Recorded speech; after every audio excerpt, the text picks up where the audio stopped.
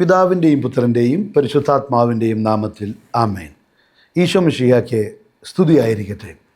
വിജയാരാധന പ്രഭാഷണ സീരീസിലേക്ക് സ്വാഗതം. കഴിഞ്ഞ പ്രാവശ്യം നമ്മൾ പല വിഷയങ്ങളെക്കുറിച്ച് ചിന്തിച്ചുകൊണ്ട് വരികയായിരുന്നു. ഈ പ്രാവശ്യം ഒരു അനുഭവം നിങ്ങളുമായിട്ട് പങ്കുവയ്ക്കുവാനായിട്ട് ഞാൻ ആഗ്രഹിക്കുകയാണ്.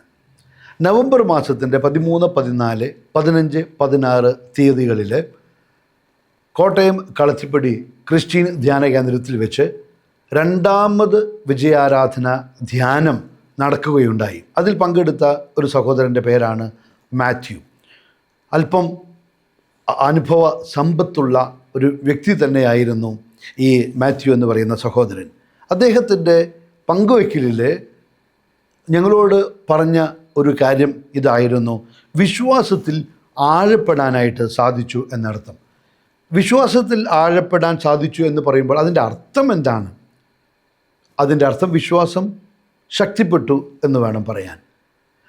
എന്നാൽ വിശ്വാസമാണോ ശക്തിപ്പെട്ടത്?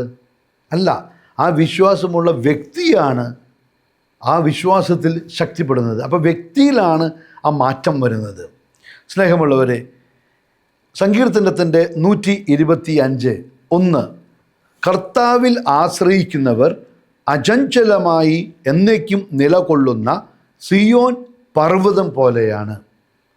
അപ്പോൾ ദൈവത്തിൽ ആശ്രയിക്കുന്ന ഒരു വ്യക്തിയെ സംബന്ധിച്ചിടത്തോളം അവൻ്റെ ജീവിതത്തിൽ മുന്നോട്ട് പോകാൻ വളരെയധികം എളുപ്പമാണ്. കാരണം ഒന്നിനെയും ഭയമില്ല. എന്ത് തന്നെ സംഭവിച്ചാലും ദൈവം കൂടെ ഉണ്ട് എന്നുള്ള ആ ഉറപ്പ് കിട്ടുകയാണ്. അപ്പോൾ ഒരു വ്യക്തി ഒരു ധ്യാനത്തിലൂടെ ഞാൻ വിശ്വാസത്തിൽ ആഴപ്പെട്ടു എന്ന് പറയുമ്പോൾ നാം മനസ്സിലാക്കേണ്ടത്, എവിടെയോ എപ്പോഴെങ്കിലും ഒരു ക്ഷീണം, ഒരു ബലക്ഷയം അനുഭവിച്ചു കാണും. എന്തെങ്കിലും ഒരു പ്രശ്നം, ഒരു ബുദ്ധിമുട്ട് അതിനെ അഭിമുഖീകരിക്കേണ്ടി വരുമ്പോൾ ഞാൻ എങ്ങനെ മുന്നോട്ട് പോകും, എങ്ങനെയാണ് ഞാൻ ഇതിനെ തരണം ചെയ്യേണ്ടത് എന്നൊക്കെ ആലോചിച്ച് വിഷമിക്കുന്ന ഒരു വ്യക്തിയായിരിക്കാം ഈ പങ്കുവയ്ക്കുന്നത്. അതായത് എനിക്ക് വിശ്വാസത്തിൽ ശക്തിപ്പെടാൻ, ആഴപ്പെടാൻ സാധിച്ചു എന്ന് പറയുമ്പോൾ ഒരു പുതിയ ഉൾക്കാഴ്ച അവിടെ ലഭിക്കുകയാണ്. ഇതിനെ ഉപോത്ഭകമായി അടിസ്ഥാനമായി കിടക്കുന്ന മറ്റൊരു വചനം സങ്കീർത്തനത്തിൻ്റെ 34:18. അവിടെ നമ്മൾ കാണുന്നത്, ഹൃദയം നുറുങ്ങിയവർക്ക് കർത്താവ് സമീപസ്ഥനാണ്, മനമുരുകിയവരെ അവിടുന്ന് രക്ഷിക്കുന്നു. അപ്പോൾ കർത്താവ് നമ്മുടെ കൂടെ ഉണ്ട് എങ്കിൽ നമ്മൾ ഒരു സിയോൻ പർവ്വതം പോലെയാണെന്നാണ് വചനം പറയുന്നത്. സിയോൻ പർവ്വതത്തിൻ്റെ പ്രത്യേകത എന്താണ്?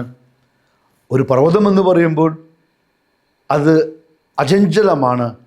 ഏത് കാലാവസ്ഥ വന്നാലും കാലാവസ്ഥകളിൽ മാറ്റം വന്നേക്കാം, പക്ഷേ അത് എളുപ്പത്തിലൊന്നും ആ പർവ്വതത്തെ നമുക്ക് ഇല്ലാതാക്കാൻ സാധിക്കുകയില്ല.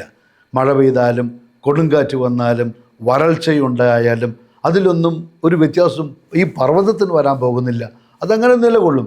എത്രയോ വർഷങ്ങളായിരിക്കും, 100 വർഷങ്ങൾ, 1000 വർഷങ്ങളൊക്കെ നിലകൊള്ളുന്ന ഒരു സംഭവമാണ് ഒരു പർവ്വതം എന്ന് പറയുന്നത്. അപ്പോൾ ഇത് മൂന്ന് തലങ്ങൾ നമുക്കിതിന് കാണാൻ പറ്റും. ഒന്ന്, അത്ര എളുപ്പത്തിൽ ഇതിന് ഇളക്കം തട്ടുകയില്ല. രണ്ടാമത്തേത്, നിത്യമായ ഒരു സുരക്ഷിതത്വമാണ്. പർവ്വതം ഒരിക്കലും മാറ്റത്തിന് വിധേയമാകുന്നില്ല. അതുപോലെ തന്നെ ദൈവത്തിൽ വിശ്വസിക്കുന്ന ഒരാൾക്ക് ഒരു നിത്യമായ ഒരു സുരക്ഷിതത്വം അനുഭവപ്പെടാൻ സാധിക്കും. അതുപോലെ മൂന്നാമത്തെ തലം എന്ന് പറയുന്നത് ദൈവത്തിൽ ആശ്രയിക്കുന്ന വ്യക്തിക്കുണ്ടാകുന്ന ഒരു പ്രത്യാശ. ആ പ്രത്യാശ എന്ന് പറയുന്നത് ദൈവം നൽകുന്ന സുരക്ഷിതത്വം ദൈവം പിൻവലിക്കില്ല. നമ്മൾ നമ്മുടെ യാത്രയിൽ വീണുപോയേക്കാം, ദൈവത്തിന് ഇഷ്ടമില്ലാത്ത കാര്യങ്ങൾ ചെയ്തേക്കാം, സാഹചര്യങ്ങളുടെ സമ്മർദ്ദത്തിൽ ഒരുപക്ഷെ പാപം തന്നെ ഒരു മനുഷ്യൻ്റെ ജീവിതത്തിൽ വന്നു പോയേക്കാം. പക്ഷേ അവൻ പാപം ചെയ്തു എന്നതിൻ്റെ പേരിൽ ദൈവം നൽകിക്കൊണ്ടിരിക്കുന്ന ആ സുരക്ഷിതത്വം പിൻവലിക്കുന്നില്ല. അതായത് ദൈവം മനുഷ്യനിൽ നിന്ന് അകലുന്നില്ല. അകലുന്നത് മനുഷ്യനാണ്. അവൻ ദൈവത്തിൽ നിന്ന് അകന്നു പോകുന്നു. ദൈവം അവിടെ തന്നെയുണ്ട്. ഈ പർവ്വതം എന്ന് പറഞ്ഞ പോലെ ദൈവം അവിടെ തന്നെയുണ്ട്. മനുഷ്യനാണ് അകന്നു പോകുന്നത്. അതിൻ്റെ വ്യക്തമായ ഒരു ഉദാഹരണമാണ് ധൂർത്തപുത്രൻ്റെ കഥ. ലൂക്കായുടെ സുവിശേഷത്തിൽ 15-ാം അധ്യായം അതിൻ്റെ 10 മുതൽ 32 വരെയുള്ള വാക്യങ്ങളിൽ നാം കാണുന്നത് എന്താണ്? വീട്ടിൽ നിന്ന് ഇറങ്ങിപ്പോയതാരാണ്? ധൂർത്തപുത്രൻ. പിതാവ് അവിടെ തന്നെ ഉണ്ടായിരുന്നു. ഈ മകൻ്റെ പിന്നാലെയൊന്നും ധൂർത്തുപുത്രൻ്റെ പിതാവ് പോകുന്നില്ല. പക്ഷെ അവന് വേണ്ടി കാത്തിരിക്കുകയാണ്. അതുകൊണ്ടാണ് ആ മകൻ തിരിച്ചു വന്നപ്പോൾ പിതാവ് ഓടിച്ചെന്ന് അവനെ കെട്ടിപ്പിടിച്ച് അവനെ ഭവനത്തിലേക്ക് സ്വീകരിച്ചത്. അപ്പോൾ പാപം ചെയ്ത മനുഷ്യൻ ദൈവത്തിൽ നിന്ന് അകന്നു പോകുമ്പോൾ അവൻ ബലഹീനനാകും. അവിടെയാണ് ഈ വിശ്വാസം ക്ഷയിക്കുന്നു എന്ന് നമ്മൾ പറയുന്നത്. അതേസമയം ദൈവത്തിലേക്ക് കൂടുതലായിട്ട് അടുത്ത് വരുന്ന ഒരു വ്യക്തിയാണെങ്കിലോ അവന് ഒരു ഇളക്കവും തട്ടില്ല. എന്ത് ബുദ്ധിമുട്ടും പ്രയാസങ്ങൾ വന്നാലും അവൻ അതിൽ പിടിച്ചു നിൽക്കും, അതിനെ അതിജീവിക്കും, ബുദ്ധിമുട്ടുകളെ അഭിമുഖീകരിക്കും, അതിനെ മറികടക്കും. അവൻ വിജയത്തിൽ എത്തുകയും ചെയ്യും. സിയോൻ പർവ്വതം എന്ന് പറയുമ്പോൾ അത് ജെറുസലം ടൗണിന് ചുറ്റും ഉള്ള ജെറുസലം പട്ടണത്തിന് ചുറ്റുമുള്ള ഒരു പർവ്വത നിരയാണ്. അതായത് ദൈവം ഒരു മനുഷ്യനെ, ദൈവത്തിൽ ആശ്രയിക്കുന്ന ഒരു മനുഷ്യന് ചുറ്റും വട്ടമിട്ട് പിടിക്കുക എന്ന് പറയില്ലേ. അപ്പോൾ ദൈവത്തിൻ്റെ ആ സംരക്ഷണ വലയത്തിലായിരിക്കുമ്പോൾ തൊടാൻ പറ്റില്ല.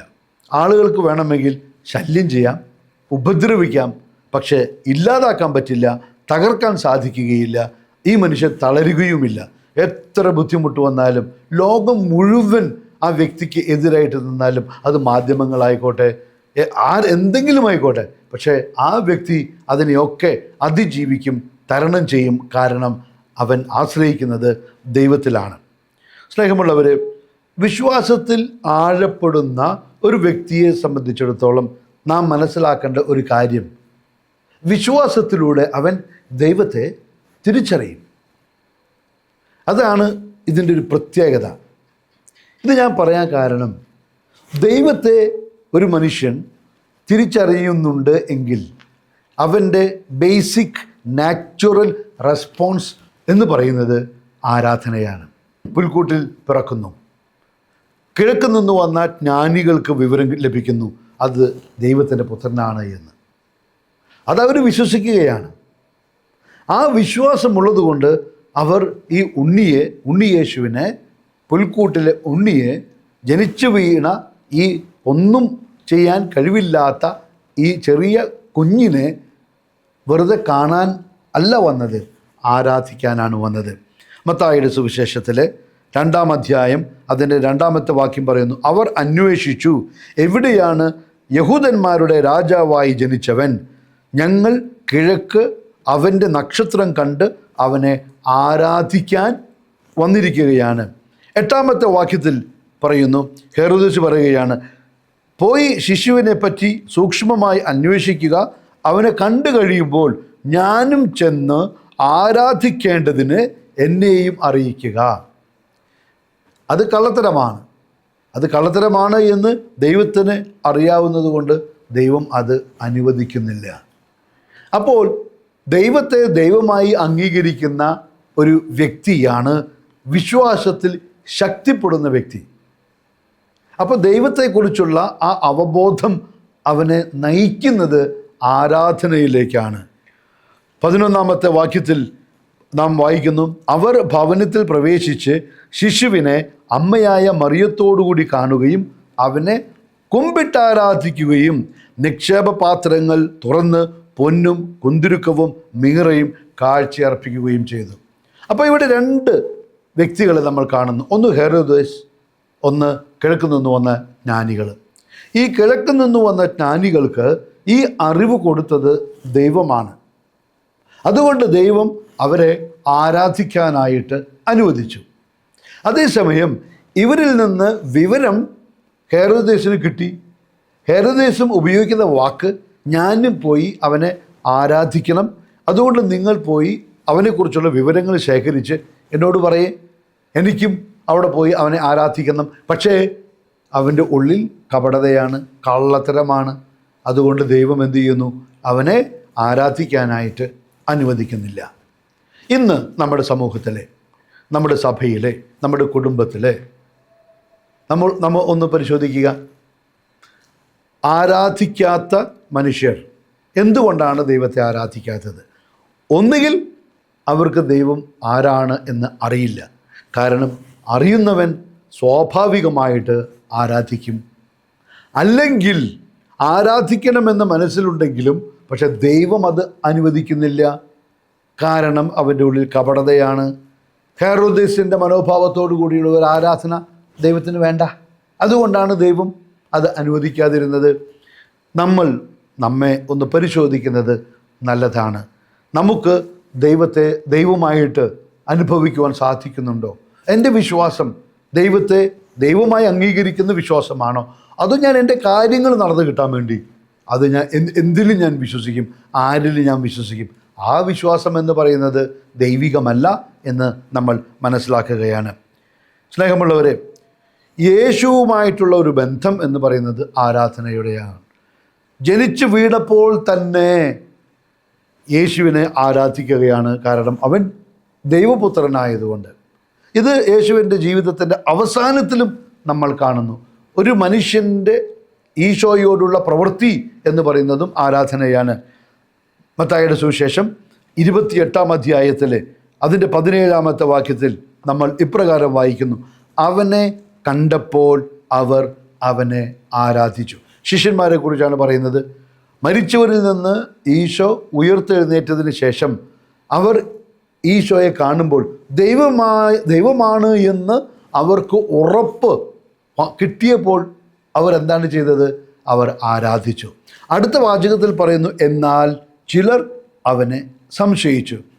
ഇങ്ങനെ നമുക്ക് ഈ ലോകത്തിൽ ആളുകളെ രണ്ടായിട്ട് തരംതിരിക്കാം.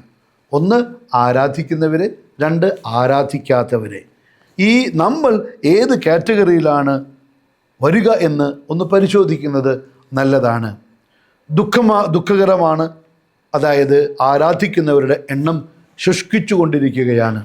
സാത്താൻ ആരാധകരുടെ അല്ലെങ്കിൽ ദൈവത്തെ അംഗീകരിക്കാതെ ദൈവത്തെ ആരാധിക്കാത്തവരുടെ എണ്ണം ഈ അവസരങ്ങളിൽ വർദ്ധിച്ചു കൊണ്ടിരിക്കുന്നതായിട്ടാണ് നമുക്ക് മനസ്സിലാക്കാൻ സാധിച്ചിട്ടുള്ളത്. സ്നേഹമുള്ളവരെ, വിജയാരാധനയുടെ ഉദ്ദേശ്യവും ഇതുതന്നെയാണ്.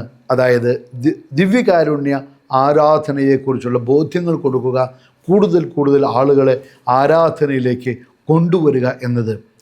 അടുത്ത മാസം, അതായത് ഡിസംബർ 14-ാം തീയതി ക്രിസ്ത്യൻ ധ്യാന കേന്ദ്രത്തിൽ വെച്ച് വിജയാരാധന സമാഗമം നടക്കുകയാണ്. 9 മണി മുതൽ ഉച്ചതിരിഞ്ഞ് 4 മണി വരെ 7 മണിക്കൂറിൻ്റെ ആരാധന. നിങ്ങളെല്ലാവരെയും ഞാൻ സ്വാഗതം ചെയ്യുകയാണ്. നമുക്ക് ഒരുമിച്ച് ഈശോയെ ആരാധിക്കാം. ആരാധിക്കുമ്പോൾ നമുക്ക് 7 കാര്യങ്ങൾ നമുക്ക് അനുഭവിക്കാൻ സാധിക്കും. 1 അനുഗ്രഹം, 2 ഐശ്വര്യം, 3 ആരോഗ്യം, 4 അഭിവൃദ്ധി, 5 ആയുസ്, 6 സംരക്ഷണം, 7 വിജയം. ഇതുവരെയുള്ള വിജയാരാധനയിൽ വന്ന് പങ്കെടുത്തിട്ടുള്ളവരുടെ അനുഭവങ്ങളിൽ നിന്ന് ഞാൻ മനസ്സിലാക്കിയെടുത്തിട്ടുള്ള 7 കാര്യങ്ങളാണ് ഞാനിപ്പോൾ നിങ്ങളോട് പറഞ്ഞത്. നമ്മൾ ഈ 7 കാര്യങ്ങൾ കിട്ടാൻ വേണ്ടിയിട്ടല്ല ആരാധിക്കേണ്ടത്. ആരാധിക്കുമ്പോൾ ഈ പറയുന്ന അനുഗ്രഹങ്ങളൊക്കെ നമ്മെ തേടി വരും. നമ്മൾ തേടേണ്ടത് ദൈവത്തെയാണ്. നമ്മൾ ദൈവത്തെ തേടിയാൽ അനുഗ്രഹങ്ങൾ നമ്മെ തേടി വരും. വിജയാരാധന മിനിസ്ട്രിയുടെ ലക്ഷ്യം എന്ന് പറയുന്നത് എല്ലാവരെയും ഈ ബോധ്യത്തിലേക്കും ഈ അനുഭവത്തിലേക്കും കൊണ്ടുവരിക എന്നുള്ളതാണ്. സ്നേഹമുള്ളവരെ, ദൈവത്തെ ആരാധിക്കുന്നതിന് വേണ്ടിയാണ് ദൈവം മനുഷ്യനെ സൃഷ്ടിച്ചത്. അതുകൊണ്ടാണ് പുറപ്പാടിൻ്റെ 8:1 ദൈവം മോശയോട് കൽപ്പിച്ചത്, ഫറവോനോട് പോയി പറയുക, എന്നെ ആരാധിക്കാനായി എൻ്റെ ജനത്തെ വിട്ടയക്കുക. ദൈവം നമ്മിൽ നിന്ന് ഓരോരുത്തരിൽ നിന്ന് ആഗ്രഹിക്കുന്നത് ഈ ആരാധനയാണ്.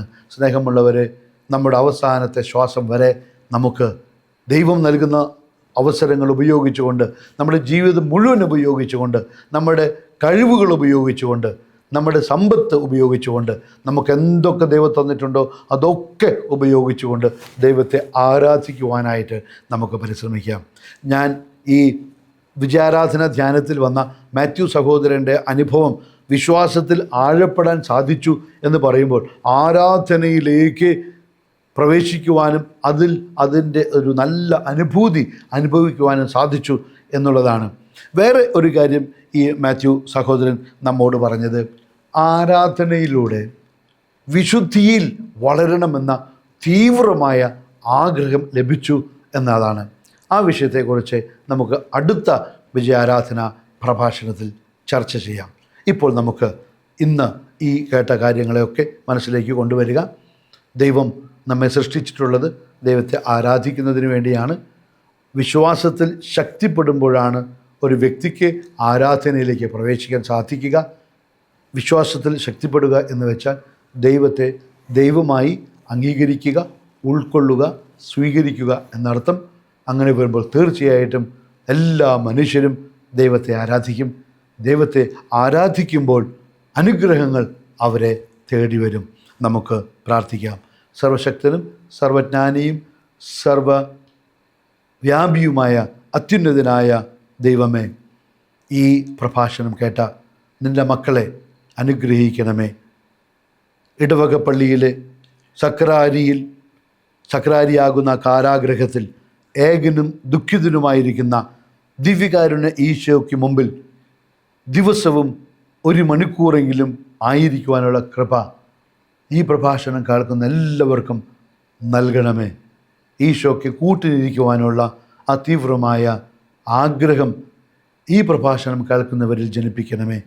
അതിലൂടെ അവർക്ക് ആവശ്യമായിട്ടുള്ളതെല്ലാം മത്തായി 6:33 പറയുന്ന പോലെ ആദ്യം അവിടുത്തെ രാജ്യവും അവിടുത്തെ നീതിയും അന്വേഷിക്കുക, അപ്പോൾ അതിനോടൊപ്പം സർവ്വതും കൂട്ടിച്ചേർക്കപ്പെടും എന്ന വചനം ഈ പ്രഭാഷണം കേൾക്കുന്ന എല്ലാവരിലും അവരുടെ ജീവിതത്തിലെ മാംസം ധരിക്കട്ടെ എന്ന് പ്രാർത്ഥിക്കുന്നു.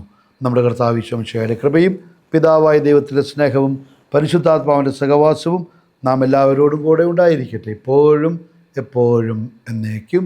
ആമേൻ. ഈശോ മിശിഹായ്ക്ക് സ്തുതി ഉണ്ടായിരിക്കട്ടെ.